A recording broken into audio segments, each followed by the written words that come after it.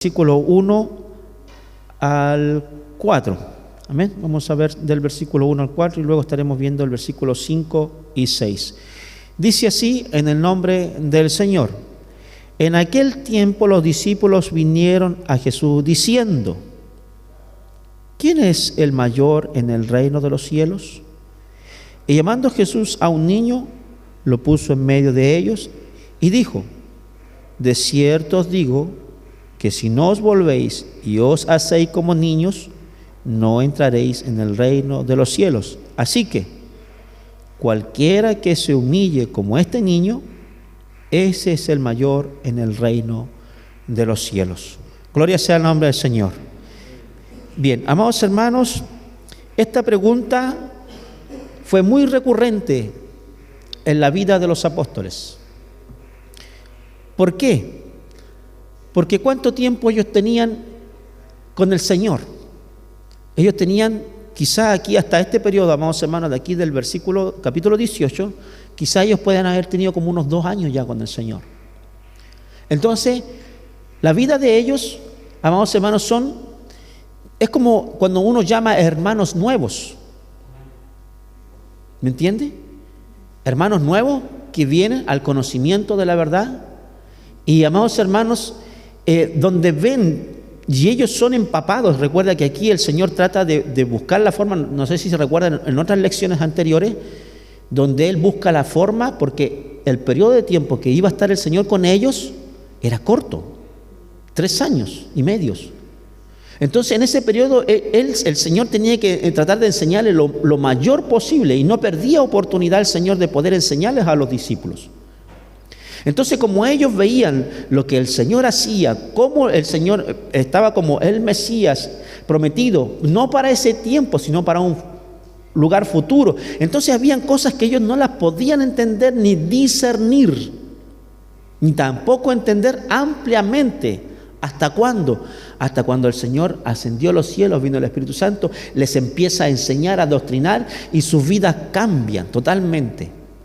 Pero hasta este momento todavía seguían siendo como hermanos nuevos, llenos de pasión, de emoción, de buscar al Señor, de pelear con Él. Por eso es que en algunos momentos ellos dicen: Señor, mandamos que baje del fuego del cielo. ¿Se nota que hay inmadurez? ¿Me entiende? Entonces, Señor, ellos no, le mandamos nosotros a ellos decir que no prediquen en tu nombre.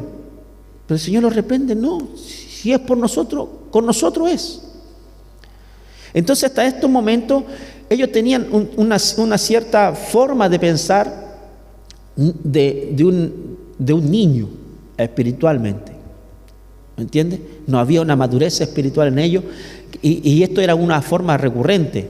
Por eso es que muchas veces cuando llegan hermanos ven aquí un lugar de privilegio, y sobre todo a los hermanos que tienen inmadurez espiritual, quieren tener una posición, quieren tener el liderazgo, quieren ser los que a quienes nombren, a quienes pongan por delante. ¿Y qué es eso? Inmadurez espiritual. Porque tener un lugar en la casa del Señor, ¿en qué se convierte? ¿En el que le van a servir o en el que sirve? ¿En qué se vuelve? En servidor. Y para servir tiene que haber servicio. Y tiene que haber, ¿qué cosa? Corazón de siervo, y no de estar mandando. Y no de tener un lugar de privilegio para que le lleguen las honras. ¿Me entiende? Entonces eso era una cosa que ellos tenían, amados hermanos, y estaba ahí en sus corazones, porque ellos pensaron: quizás el Señor nos va a poner, como estamos con el Hijo de Dios, nos va a poner en un lugar de privilegio. Alguien tiene que mandar después del Señor. ¿Me entiende? Pero ¿qué significa? ¿Qué es lo que ve usted a la luz de esto? Inmadurez espiritual.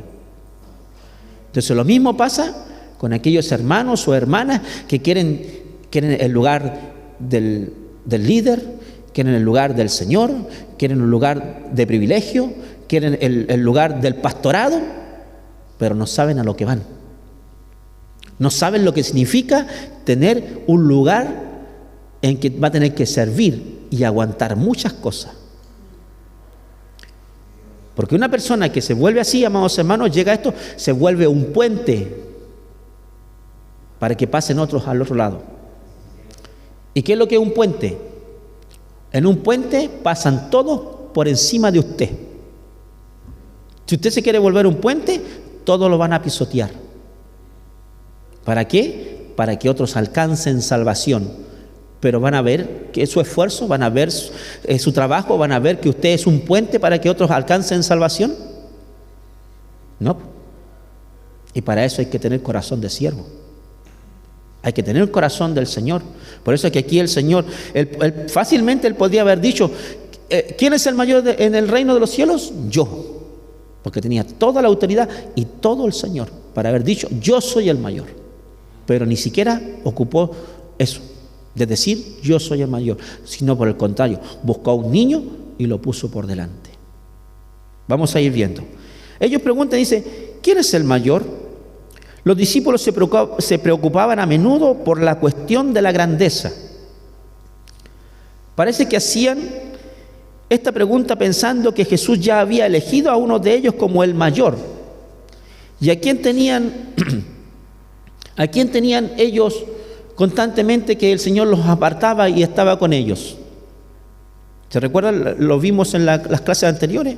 El Señor, ¿a quién pescó cuando fue la transfiguración? ¿A quién tomó? A Pedro, Jacobo y Juan. Eran el círculo más íntimo del Señor que los tomaba. Había una cierta confianza con ellos. Entonces, ya ellos parece que tenían quién iba a ser el mayor de ellos. Pero, amados hermanos, no es así. No es lo que el Señor quería. Claro, el Señor está preparando aquí una persona. Y muchos de los apóstoles de ellos quedaron como a la cabeza de la iglesia, pero no para que ellos se enseñorearan de la iglesia, porque ninguno está para enseñorearse de la iglesia, sino para servir a la iglesia, para servir al cuerpo de Cristo.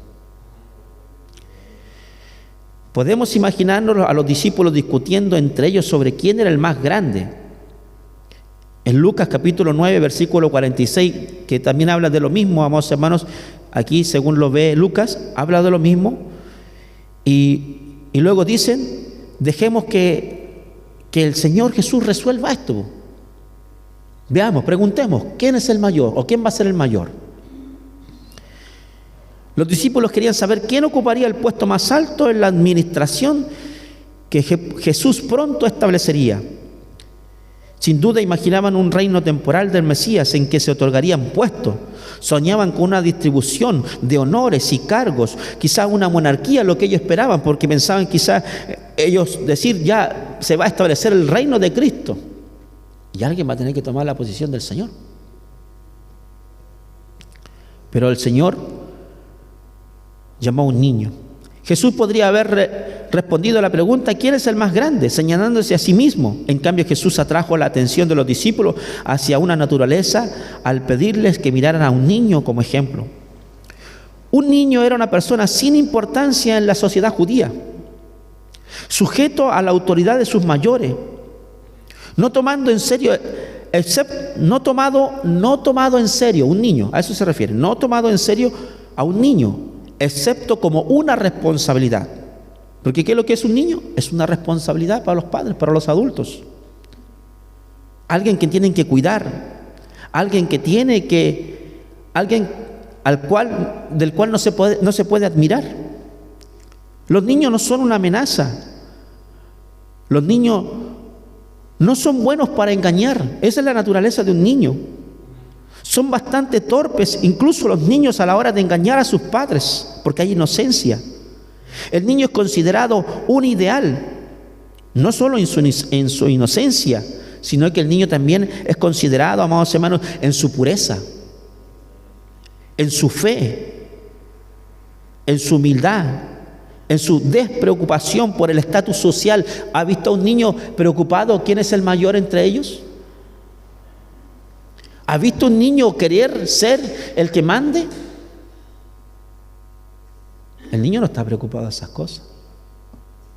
El niño está preocupado de jugar, de reír, de soñar. En eso está preocupado el niño. No está en nuestra naturaleza tomar un lugar bajo de humillarnos, porque esa no es la naturaleza del hombre. Al contrario, si lo ponen en la posición más alta, es mejor para el hombre.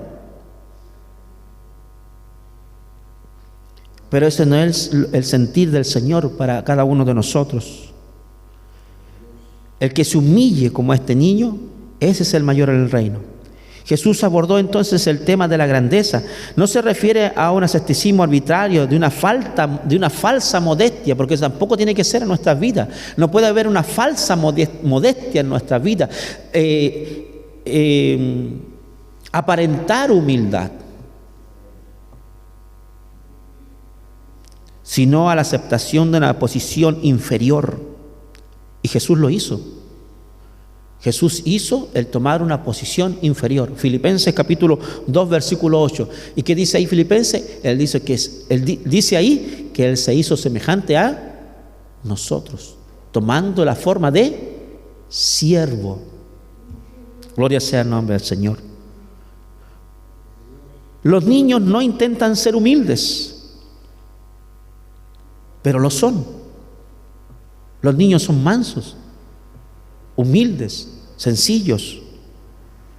Y lo mismo sucede con las personas verdaderamente amables. La imitación de la humildad es repugnante. Amados hermanos, ver la humildad de una persona que amados hermanos, alardea de una cierta humildad, pero en el fondo no es humilde. Y eso, amados hermanos, no es correcto tampoco. No debe haber apariencia de humildad en nuestras vidas, sino presentarnos tal cual como somos delante del Señor y de los hermanos. Sabemos que en la realidad había un hombre que era el más grande en el reino, y ese era el Señor. Esto significa que Jesús mismo era humilde como un niño pequeño, ni siquiera Él se puso como ejemplo para decir yo soy el más grande, sino que Él tomó a un niño para dar ejemplo. No le preocupaba al Señor su propio estatus. Nunca estuvo preocupado el Señor de esa posición. Si Él hubiese querido, amados hermanos, buscar una posición, Él hubiese aceptado que el pueblo de Israel lo convirtiera en rey. ¿Se recuerdan cuando alimentó las 5.000 personas? Y la gente fue y lo quería hacer rey. ¿Se recuerdan? Si el Señor hubiese querido aceptar y buscar el estatus, el Señor lo hubiesen puesto como rey. Pero no buscó eso el Señor. Él no quería ser el centro de atención, aunque no podía engañar y no tenía una presencia intimidante. Él era el centro de atención, pero sin buscar el centro de atención. Gloria sea el nombre del Señor. Yo creo que el Señor tiene que haber sido y es una persona, amados hermanos, que quedaríamos admirados de verlo. Gloria sea el nombre del Señor. Dios nos bendiga, amados hermanos. Ahora, el versículo 5 dice: a cualquiera que reciba en mi nombre a un niño como este, a mí me recibe. Y cualquiera que haga tropezar a alguno de estos pequeños que creen en mí, mejor le fuera colgarse al cuello una piedra de molino, de asno, y que se hundiese en lo profundo del mar. El hacer tropezar aquí significa hacer pecar. Si uno hace pecar, Jesús advirtió contra esta acción y lo advirtió en un lenguaje duro.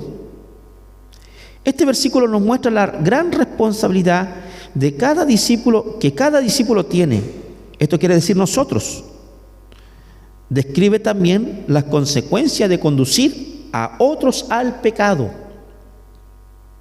ya sea por negligencia o por premeditación. Cuando nosotros, amados hermanos, incitamos a otro al pecado, estamos haciendo pecar al hermano. Y el Señor está diciendo, mejor le fuera a colgarse en el cuello una piedra de molino, de asno, y que se hundiese en lo profundo del mar. Definitivamente, como discípulo, habrá recompensa, amados hermanos. Describe también las consecuencias de conducir a otro al pecado, ya sea por negligencia o premeditación. Definitivamente, como discípulo, habrá recompensa por todo el bien hecho. Y eso lo podemos ver nosotros, amados hermanos. Hay recompensa cuando nosotros, amados hermanos, podemos hacer bien para nuestros hermanos. Porque, ¿qué hacemos? ¿De quién recibimos recompensa? ¿Del hermano o recibimos del Señor? Del Señor recibimos recompensa. Él nos bendice. Él hace lo que nosotros hacemos en secreto. Lo que tu mano derecha hace, no lo sepa la izquierda. ¿Y quién recompensa? El Señor. Gloria sea el nombre del Señor. Pero también habrá castigo cuando se haya obrado mal. También hay castigo. Si Dios recompensa lo bueno, también recompensará lo malo, porque dice la palabra, no tomará por inocente al culpable.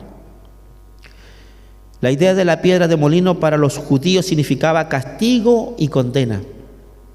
Es lo que Jesús quería que sus apóstoles comprendieran, que era castigo y condena, amados hermanos, cuando uno hacía pecar a otro. Gloria sea el nombre del Señor. Dios nos ayude, amados hermanos. En este contexto también, amados hermanos, Pedro pregunta, amados hermanos, cuando los hermanos pecan contra ti. Miren, leamos desde el versículo 15 en adelante. Por tanto, si tu hermano peca contra ti, ve y repréndele, estando tú y él solo. Si te oyere, has ganado a tu hermano. Mas si no te oyere, toma aún contigo a uno o dos, para que en boca de 2 o 3 testigos conste toda palabra. Si no lo oyeres a ellos, dilo a la iglesia. Y si no oyera a la iglesia, tenle por gentil y publicano. De cierto digo que todo lo que atéis en la tierra será atado en el cielo, y todo lo que desatéis en la tierra será desatado en el cielo.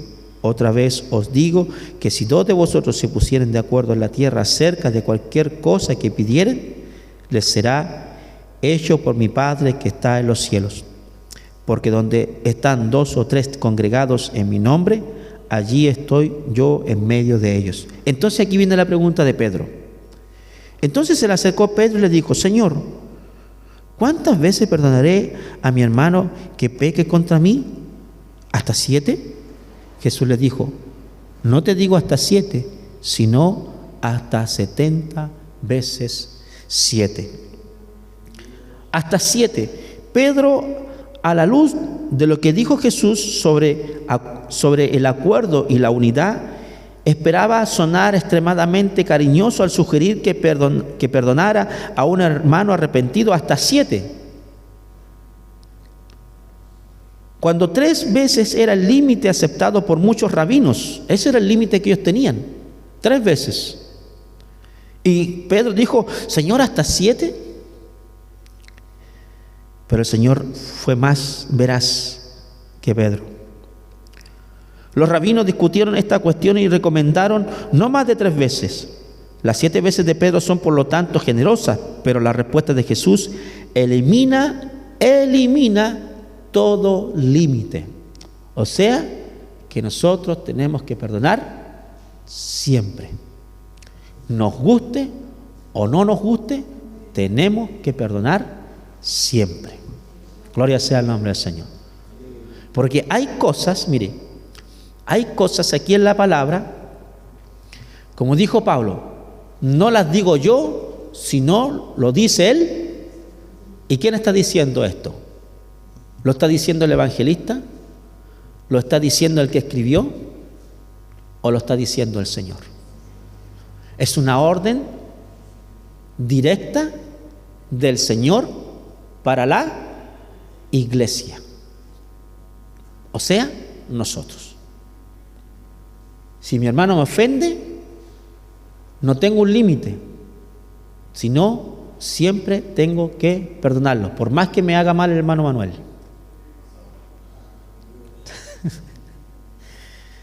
Dios nos bendiga, amados hermanos. Debo perdonar a mi hermano Manuel de todo lo que me hace. Gracias, damos al Señor. Bien, amados hermanos, el Señor le está diciendo, no, Pedro, tienes que perdonar siempre a tu hermano, siempre. Aunque nos hagamos daños, tenemos que perdonarnos. ¿Por qué? Estamos en el cuerpo de Cristo y estamos involucrados en el cuerpo, no estamos separados. Estamos involucrados, fuimos insertados en el cuerpo de Cristo. Por lo cual somos parte del cuerpo de Cristo. Gloria sea el nombre del Señor.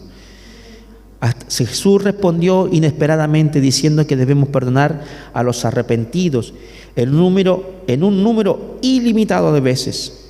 Sin duda, la idea detrás de hasta 70 veces 7 es ilimitado. Sería extraño que Jesús esperara que nosotros contáramos las ofensas contra nosotros hasta 490 veces solamente voy a perdonar a mi hermano. Y en las 491 no lo perdono. No, eso no es el sentir. Lo que aquí Cristo está diciendo es que, hijo, usted debe perdonar a su hermano siempre. Le guste o no le guste, pero tiene que perdonarlo. No puede haber ataduras. No puede haber ataduras. Si hay ataduras, ¿cómo entraremos en el reino de los cielos? Dios nos bendiga, amados hermanos. Gloria sea el nombre del Señor. Bien, pasamos, amados hermanos. ¿Cuánto me queda, hermano Alfred?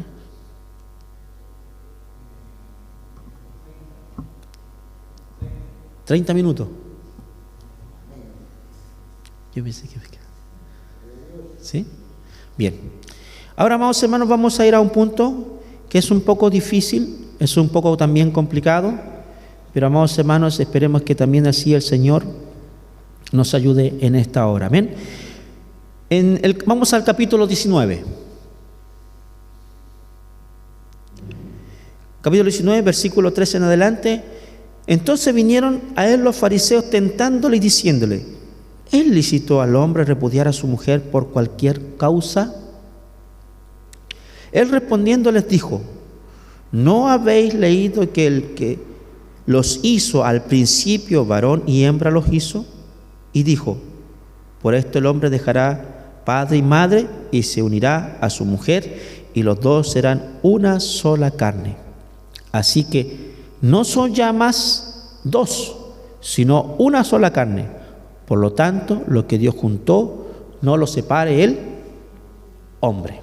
Gloria sea el nombre del Señor.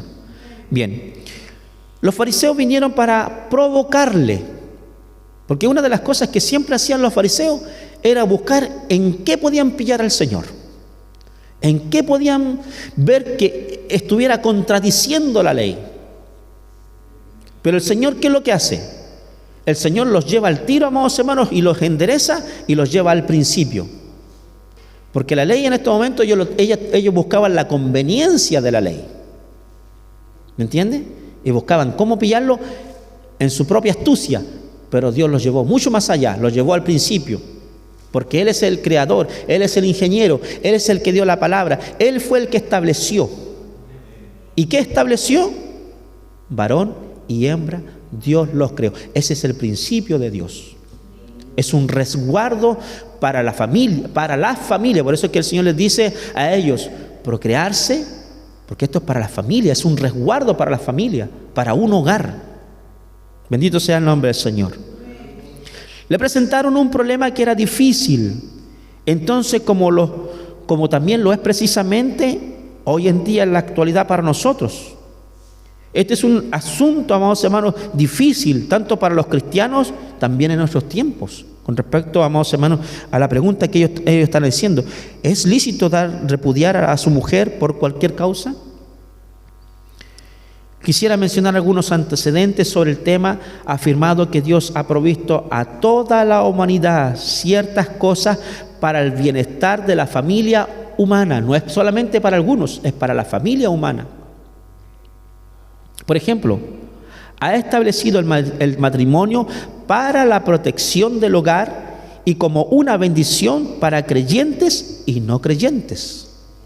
Porque yo me he dado cuenta, amados hermanos, y a medida que uno va creciendo y va considerando ciertas cosas, en cuanto al matrimonio, Dios es justo tanto con nosotros como creyentes, como también con el incrédulo.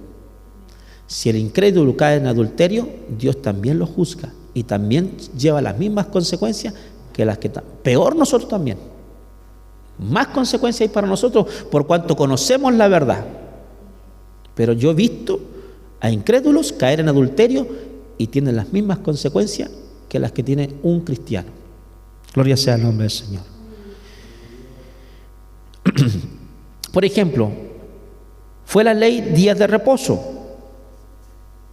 para que el individuo tuviese un día para descansar. ¿Esto por qué lo hizo? ¿Por causa de quién puso esta ley el Señor de descanso? Por causa del hombre, para que el hombre descansa, para el bienestar del hombre. Amén. ¿Se entiende eso? Se entiende que el Señor puso esto para bienestar de nosotros. Lo mismo el matrimonio. Dios dio estas leyes para proteger a la persona, a la familia, a la nación. Fueron leyes de carácter general para toda la humanidad, que más adelante concretó específicamente para su pueblo elegido. Por eso es que después llama a su pueblo y le establece la ley y le da los parámetros, le da las condiciones y las características de lo que Él estableció, porque todo está a la luz del Señor. Todo, incluso lo que Pablo va a escribir más adelante en cuanto a Corintios, dice, esto dice el Señor, pero cuando Él dice, esto digo yo, todo está bajo el amparo a la luz del Señor. No es que esté en su criterio, sino que Él, el consejo que da, lo da de acuerdo al amparo del Señor, bajo las direcciones y de las directrices que Cristo le está entregando. ¿Se entiende eso? Gloria sea el nombre del Señor. Sí, mire, es como que si yo le doy un consejo y lo doy por mí nomás y no miro la palabra.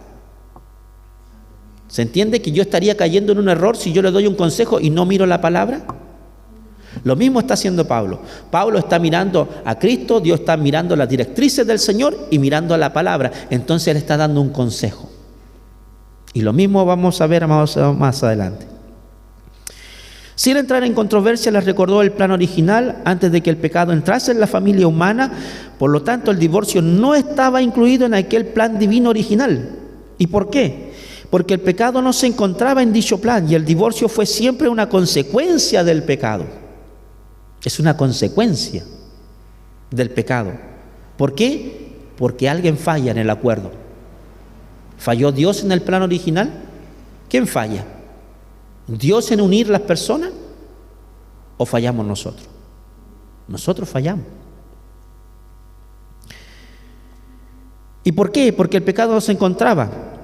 El divorcio fue siempre una consecuencia del pecado, que está presente en algún aspecto de una relación, y ese elemento provoca el divorcio. Por ello el Señor recordó que el plan original de Dios no era que se separaran el hombre, sino dice, tomó a su mujer y salió de la casa de sus padres para formar su hogar.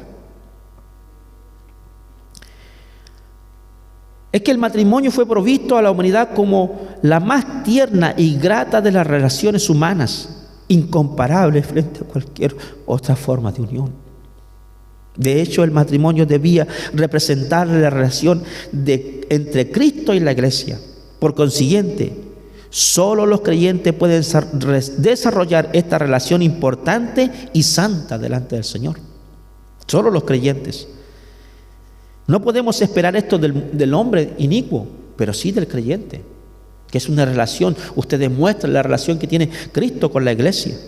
Sin embargo, cuando fracasan en dicha relación, surge la amargura, el rencor y la dureza del corazón. Entonces el matrimonio se convierte en una imitación hueca, vacía de contenido, una verdadera parodia de unión y en una situación problemática que llega a ser un proyecto inseguro, incluso para los cristianos.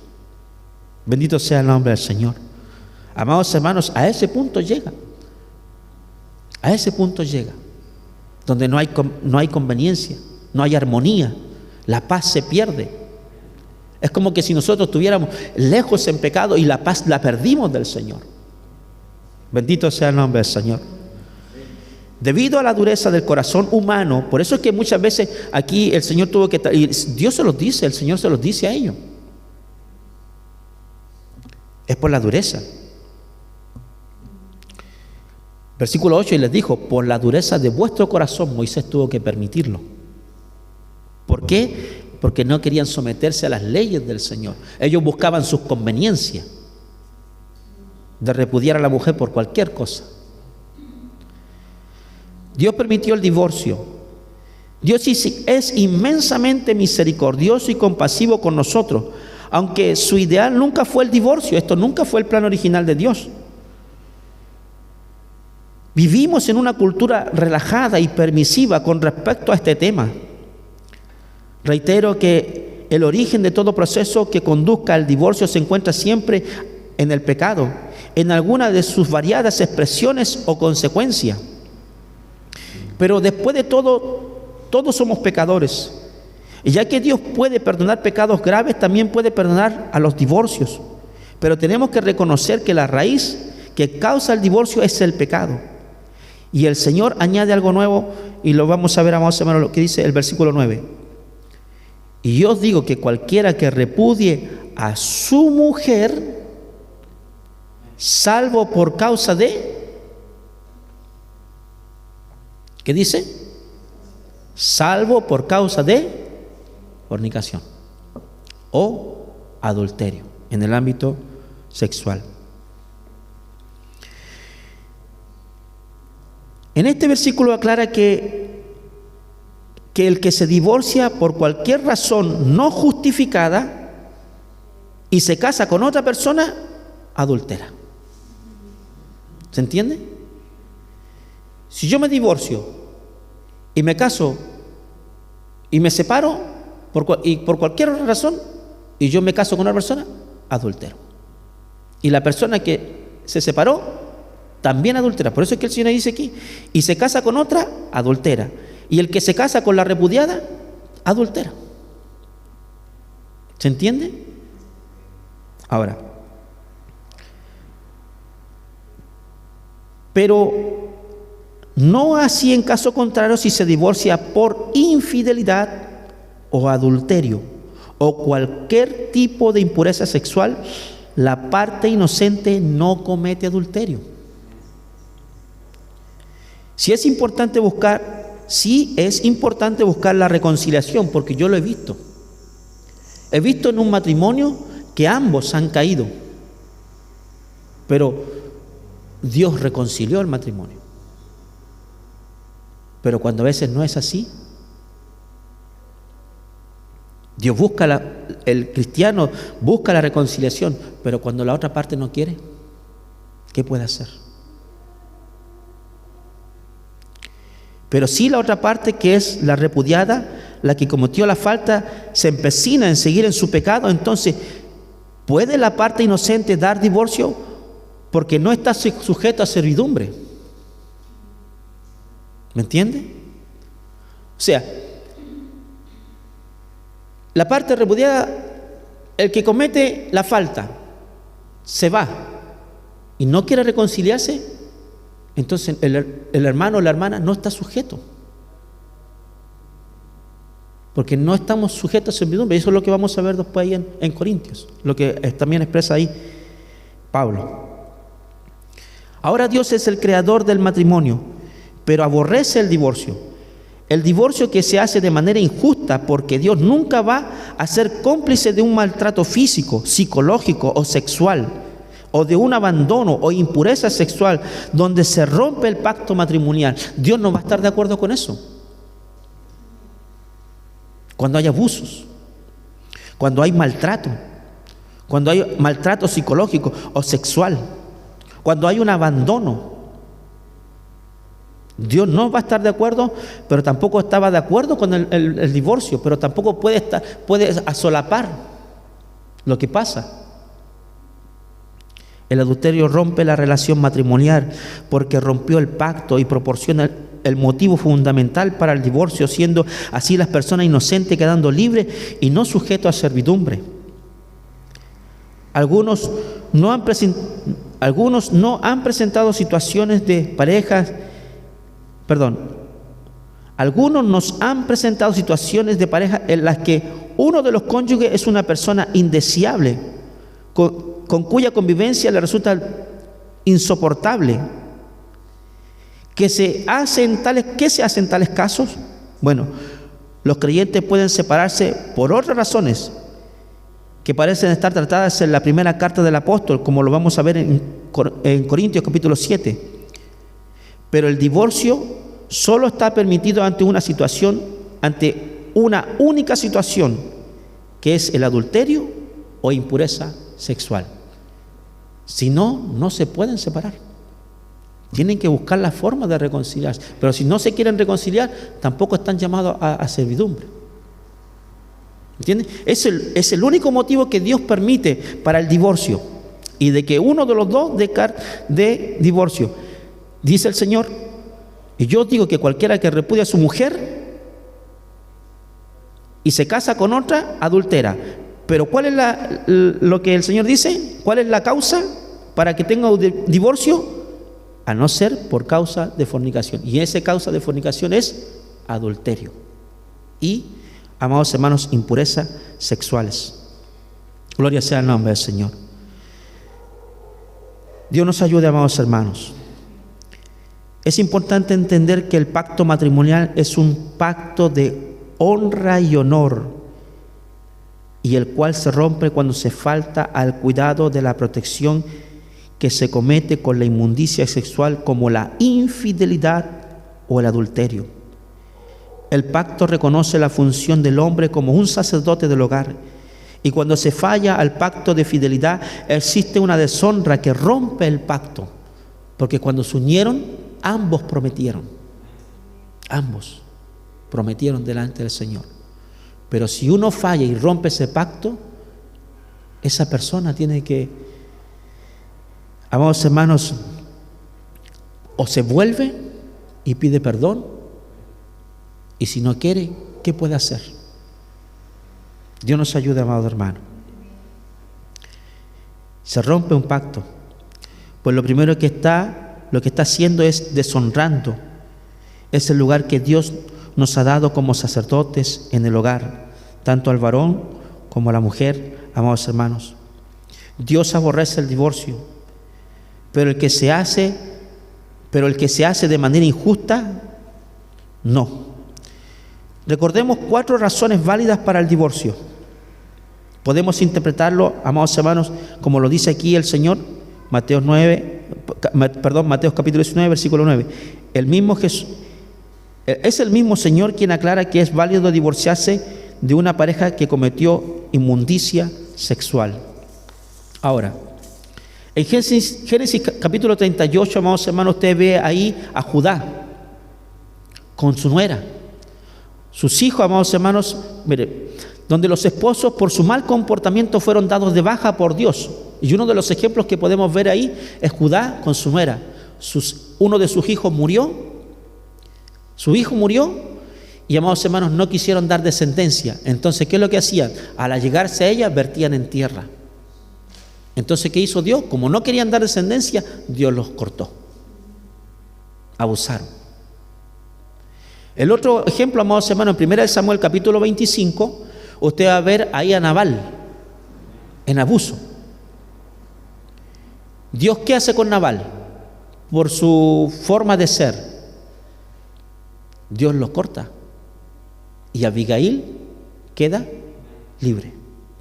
Hay un abuso con los maridos, en un mal comportamiento. Cuando hay un mal comportamiento de los varones, Dios los dio de baja. Esto también nos expone que el maltrato, amados hermanos, es una razón válida para el divorcio. 1 Corintios capítulo 7, versículo 15, nos habla, amados hermanos, del divorcio por el abandono por parte del esposo. Mire, 1 Corintios.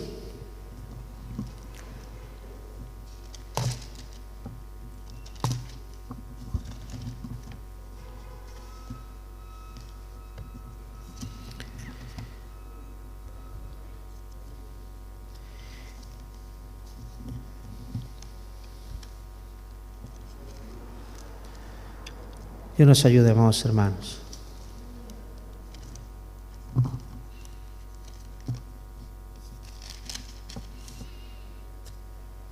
Aquí está Pablo hablando con respecto al matrimonio, problemas del matrimonio. Si usted lee en la casa, usted puede leer el capítulo 7, lo puede leer completo, y ahí también puede leer y entender lo que también se está enseñando en esta mañana. Amén. Pero si el incrédulo se separa, sepárese, pues no está el hermano o la hermana sujeto a servidumbre, en semejante caso, sino que a paz nos llamó Dios. Cuando hay abandono de hogar, ¿me entiende? Entonces, ¿qué pueden hacer? Si la otra persona, la otra parte no quiere vivir, hay abandono. Es un motivo también para que una de las partes también, amados hermanos, abandone, sobre todo cuando no se han casado. Esdras 10 encontramos el divorcio con parejas paganas que adoraban a otros dioses y practicaban pactos satánicos como brujería, hechicerías, adivinaciones, y ahí Dios establece, amados hermanos, que estas parejas tenían que salir. Los hace separar, Esdras, porque habían tomado mujeres ajenas de otras naciones, y Dios, una de las cosas que Dios también no permitió, y se los dijo con anterioridad, se los prohibió, no tomar mujeres ajenas. Dios nos ayuda, amados hermanos. Por eso también nosotros, como varones, también tenemos que tener cuidado, amados hermanos, de los solteros, de tomar no mujeres paganas, sino mujeres que Dios traiga a sus vidas. Gloria sea el nombre del Señor. Amén. Pero también existen motivaciones que no son vistas como justas para divorcio, como por ejemplo los israelitas las aborrecían para quedarse con otra mujer más joven y bella. Esto en nuestra actualidad es lo más común que sucede. Y eso pasa, amados hermanos. Hoy día se casan y la abandonan y dicen, no, no me gusta, y se casan con la otra, y así, encima no llevan un matrimonio, llevan, no, es mi pareja solamente. Y tampoco debe ser. Tampoco debe ser, amados hermanos. Ni tampoco en el mundo, ni menos tampoco nosotros como hijos de Dios. También los esposos o esposas que abandonan a una pareja porque ésta no tiene la capacidad financiera para darle las comodidades que quieren. Y los que quieren abandonar a sus parejas porque padecen alguna enfermedad, pero su pareja no quiere pasar su vida entera cuidando a un enfermo. Estos no son motivos de divorcio. Estos no son motivos de divorcio, bajo ningún punto. Porque si se amaron en un momento difícil, si se amaron en un momento de bien, entonces también tienen que amarse en los momentos más difíciles. No solamente estar en la alegría, sino en los momentos más difíciles también, soportarse, amarse, cuidarse, respetarse. El divorcio fue concedido para permitir que la parte inocente pudiera volverse a casar. Esta regla se aplica solamente a los creyentes, porque Dios no está regulando las vidas de los no creyentes, a quienes desea primeramente comunicar el mensaje de la cruz, para que puedan acudir a Cristo. El no creyente, amados hermanos, de alguna forma u otra está perdido y no entiende la luz, no entiende la palabra, pero nosotros sí. Nosotros sí estamos a la luz de la palabra. Ya sea que esté casado, divorciado o soltero, su estado civil, amados hermanos, da lo mismo, que pueda aceptar o no aceptar a Cristo o acepte las reglas del Señor. Lo importante aquí es destacar que para los creyentes la única causa de divorcio es el adulterio o lo llamado inmoralidad sexual. Amados hermanos, es la única forma en que nosotros podemos tener cartas de divorcio. Bueno, y ahí, amados hermanos, también es lo único que Dios permitió, es lo único que permite el Señor, para que también, amados hermanos, el hombre o la mujer pueda separarse, y tal como dice aquí Pablo, amados hermanos, si se separa, sepárense, porque el hermano o la hermana no está sujeto a servidumbre, sino que a paz nos llamó el Señor. Amén. Bien, amados hermanos, hemos visto estos 4 puntos, amados hermanos, de lo que la lección nos daba en esta mañana, las relaciones en el reino, y espero, amados hermanos, que también sea de edificación para su vida. Hemos visto, amados hermanos, lo que el Señor quiso enseñarle a los discípulos en cuanto, amados hermanos, quién es el mayor y quién, amados hermanos, debe ser y cómo debe comportarse el hombre y la mujer en el reino del Señor. También, amados hermanos, vimos que debemos de perdonar siempre y, amados hermanos, también este cuarto punto, amados hermanos, con respecto a lo que los fariseos querían tentar al Señor, tentarlo y buscar una forma de cómo rebatirle y decir que Él estaba en contra de la ley, pero Dios lo llevó a un plano mayor y elevado, a decirle, amados hermanos, que ese no era el plan de Dios, sino que por la dureza de su corazón, ellos querían actuar así y repudiar a la mujer por cualquier causa, y no por cualquier causa se repudia a una mujer. Amén.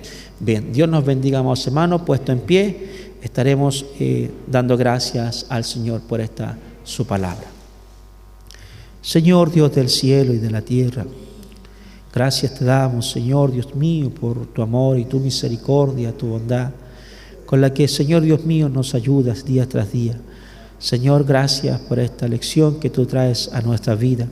Ayúdanos a ser, Señor, humildes, sencillos como palomas delante de tu presencia, no en un estado de falsedad, Señor, de hipocresía, sino realmente, Señor Dios mío, sincero de todo corazón.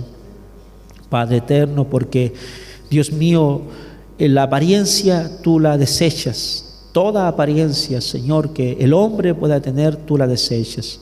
Es importante mostrarnos tal cual como somos, Señor.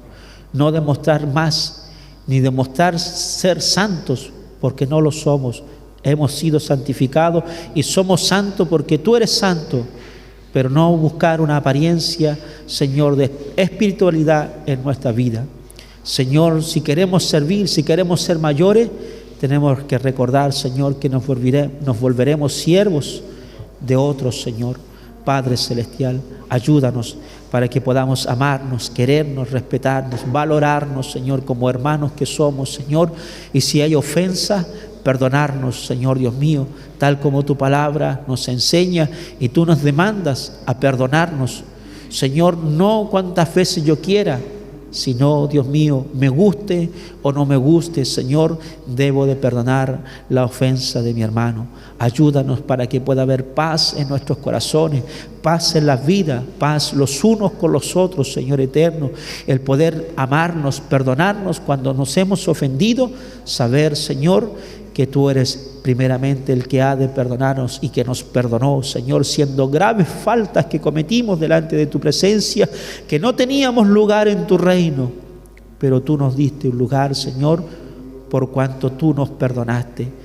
Y así también, Señor, aprender, Dios mío, que, Señor amado, tenemos que saber tantas cosas con respecto también al matrimonio. Saber, Dios mío, que tomar decisiones, Señor, apresuradas, a veces nos llevan a consecuencias tan graves, Señor, que el matrimonio tiene que verse envuelto en una separación. Padre Celestial, ayúdanos, dirígenos día tras día. Señor, los matrimonios, oramos por los matrimonios, Señor.